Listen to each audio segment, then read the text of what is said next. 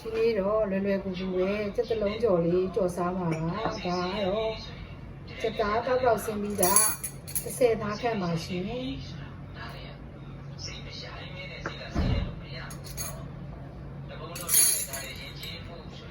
ဒါကတော့တကြားလေးနည်းနည်းငယ်ထည့်ပါမယ်ချင်းတကြားအဓိကပါနော်တကြားလေးပါမှ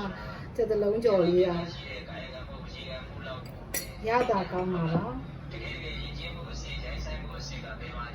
ဒါလေးကတော့စားနည်းနည်းအနည်းငယ်ပါရှင်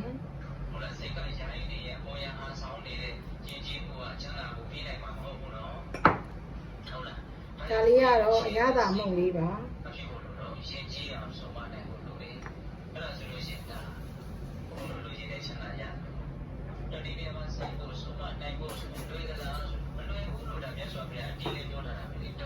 မြေရုပ်ကောင်းမုံလေးနည်းနည်းထည့်ပါမယ်ရှင်အနည်းငယ်ထည့်ပါမယ်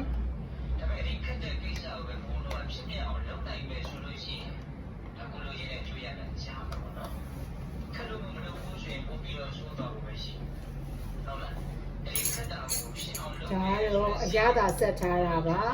ခရုစီအနည်းငယ်ပဲငံပြာကြီးအကျဲ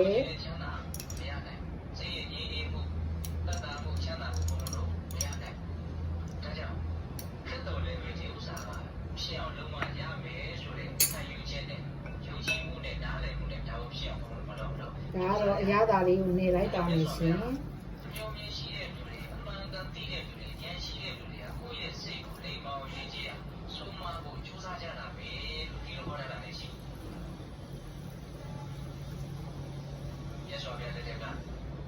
ါကတော့ဂူးလေးပဲအကြော်မုံလေးပါရှင်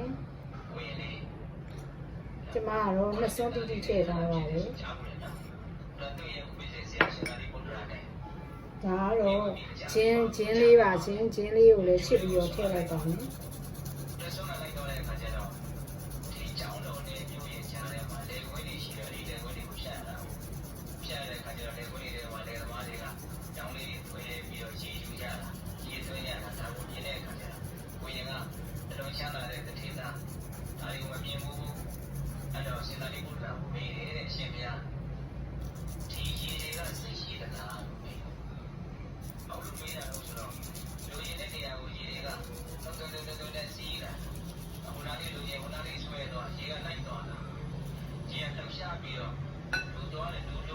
တက်တုံကြီးလေးကိုပဲရှစ်ထည့်ပါမယ်ရှင်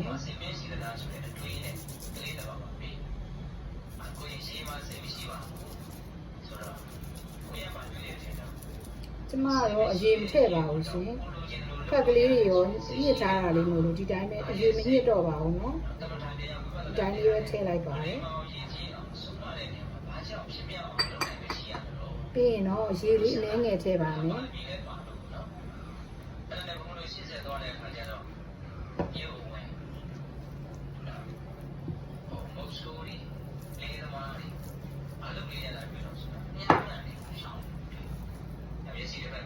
စီလေးနည်းနည်းထည့်ပါမယ်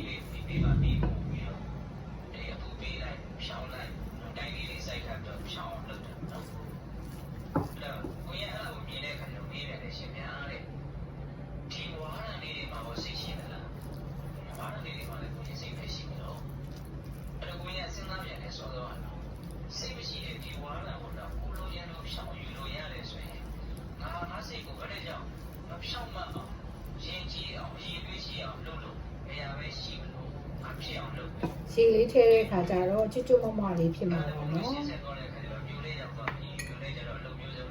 ဒါလေးကတော့ကြက်ဥအကာလေးထည့်ပါမယ်ရှင်ကြက်ဥအကာလေးတစ်လုံးပါ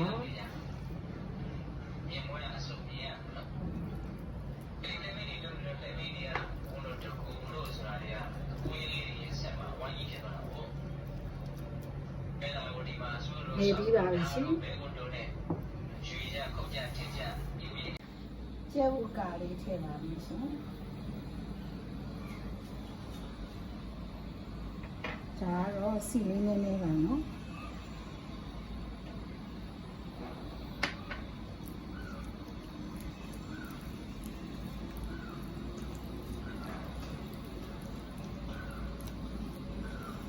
ကျဲဥလေးထည့်တဲ့အခါကျတော့သားလေးရမမလေးနဲ့စားလို့ကောင်းမှာကောင်းပါရှင် ခုဆိုရင်စီလဲပူလာပြီဖြစ်တဲ့အတွက်စပြီးတော့ကြော်ပါတော့မယ်